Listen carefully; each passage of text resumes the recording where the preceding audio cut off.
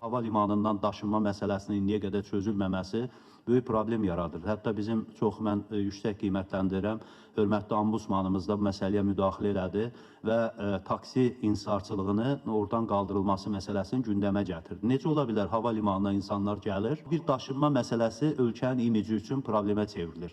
Alternativ yoxdur. Avtobus yox, qatar yox və taksi də yox. Bu şəhərə necə gəlsin? Təsəvvür edin ki, Naxçıvandan bir adam 50-60 manat verib təyyarə ilə gəlir, yoxsul bir insan və bu əlavə də 30-40 manat verib şəhərə gəlməlidir. Bunun oradan Bakıya gəlişi oldu 100 manat. Eləcə də xarici turistlərə də bu aiddir və bu ölkənin imici üçün çox vacib. Nəhayət ki, biz ictimai nəqliyyatın vətəndaşa xidmət edən bir modelə gətirilməsini əvvəl-axır təmin eləməliyik. Əslində ölkə prezidentinin də bu istiqamətdə xeyli addımları var, sərəncamlar var və bunun doğru icra olunması məncə problemin yaxın zamanlarda həll olunmasını təmin edə bilər.